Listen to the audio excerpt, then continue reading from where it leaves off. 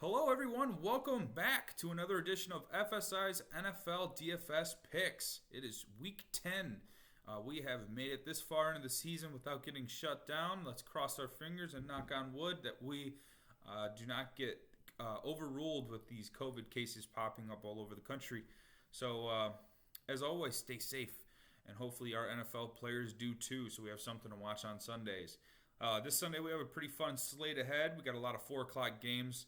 So there's going to be a lot of mix between exposures, between the early and the late games. Going to give you some good stack perspective to this week in the breakdown.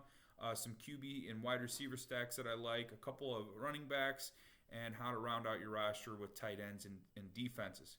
All right, first up we got quarterbacks. Kyler Murray, 8K. That's a lot, but back-to-back weeks with 41-point totals. You got Aaron Rodgers at 7,900. In a really good matchup against the Jags. That is a 13-point favorite at home, but, you got to score points to get to be that big of a favorite. And Aaron Rodgers to Devontae Adams has been a lock all year. Make sure if you're doing 20 entry max lineups that you get your fair share of that stack. I don't mind Allen in that same game versus Kyler Murray. That's a really good game stack.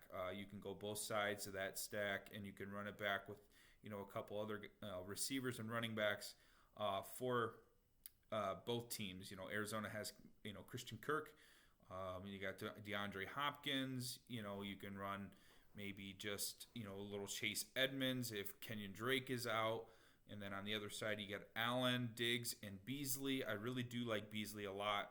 We saw the slots go off for against this Arizona Cardinals team. He had Lockett have the 200-yard, 3-touchdown game. He had Crowder go for 116 against that team. So slots can produce some good matchups for opposing teams. Beasley's had a couple of big games already this year. And if Peterson's going to be on Diggs, that could really open things up in the middle of the field. So I don't mind Beasley as a nice low-owned value play at wide receiver. Everyone seems to sleep on. But good cash, maybe a little GPP, unless he's catching the touchdowns. He's capped a little bit, but I certainly don't mind it for cash. My favorite quarterback, though, on this slate is going to be Justin Herbert. He's got 17 TDs to 5 interceptions. He's getting to face a Miami team that's been pretty stout the last couple of weeks, but I think this game projects to shoot out. San Diego, the Los Angeles Chargers, play in these games where it just seems to go down to the wire.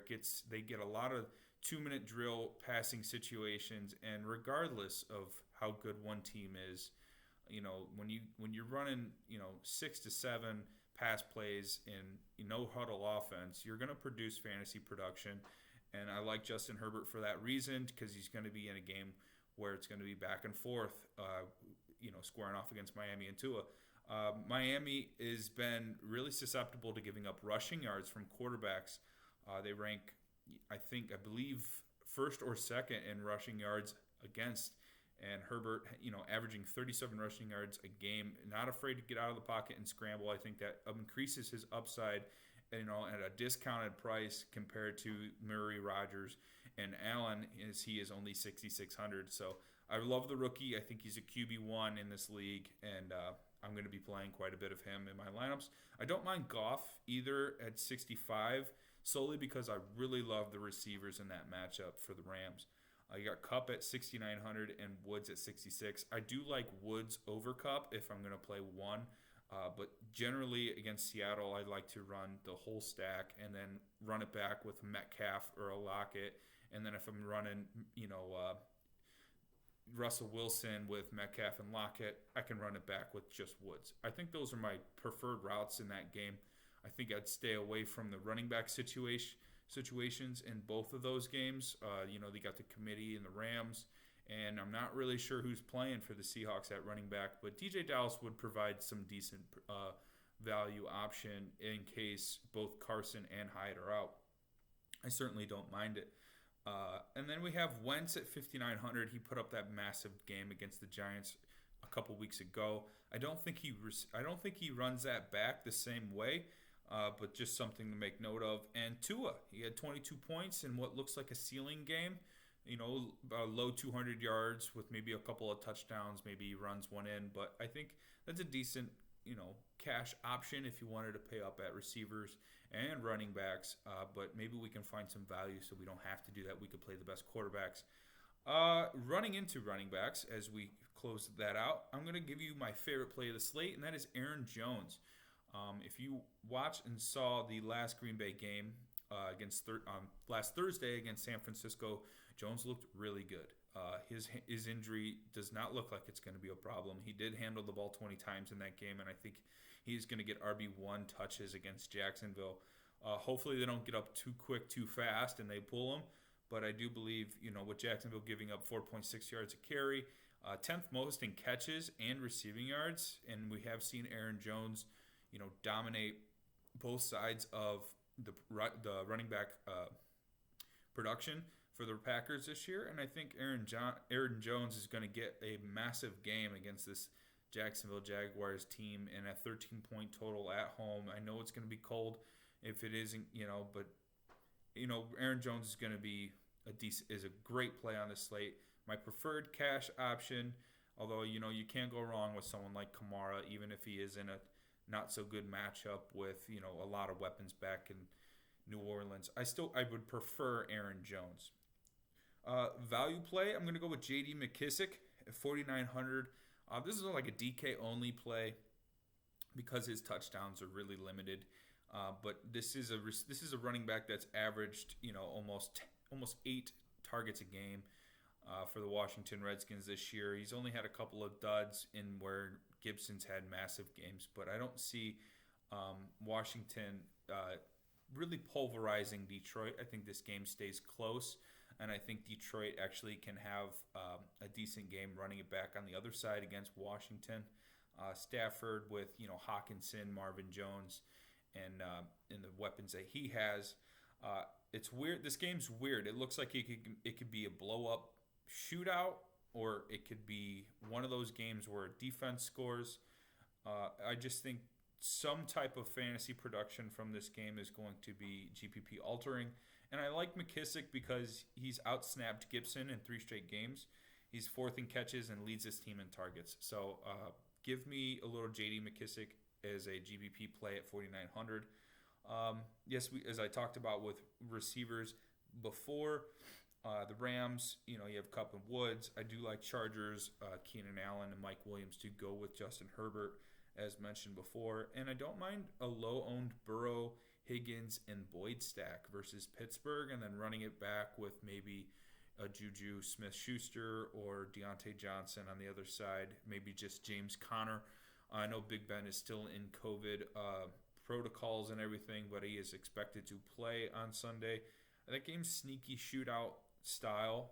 The Bengals definitely can score points, and if we saw last week, the Steelers just kind of played with their food against Dallas and almost lost. And I don't think if they come into that game against the Cincinnati Bengals sleeping, I think they're gonna get a young kid that can throw the ball around, and he's got a lot of good targets in Higgins and Boyd, AJ Green. So I kind of do like the Bengals in that matchup against the Steelers, who might be caught sleeping undefeated. That'll lead to tight ends. I like my hometown boy Austin Hooper, 3,900 versus the Texans. We're going to get a lot of Chubb and Hunt in this game against the Texans. It's going to be a cold, rainy game in Cleveland, and I don't mind the play-action pass to Hooper.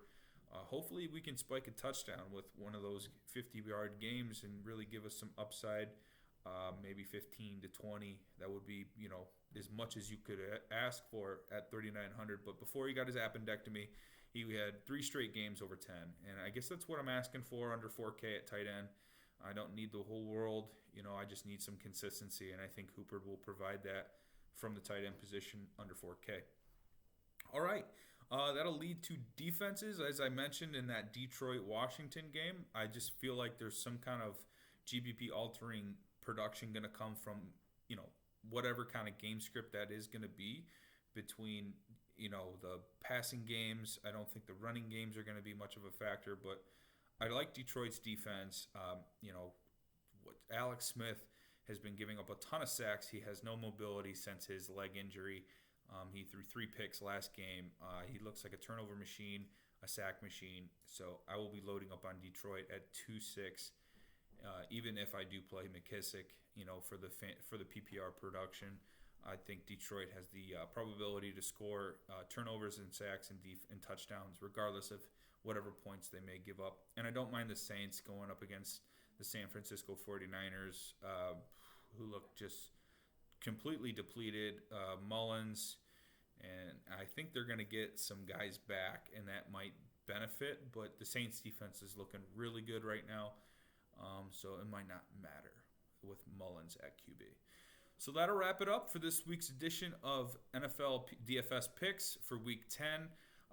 As always, you can follow me on Twitter at TKNation47. We've been rattling off some fun Discord chats this year, and looking forward to finding you in those. And like and subscribe to the video. That helps you, gives us the ability to bring you the best content we can. So thank you, and have a good night.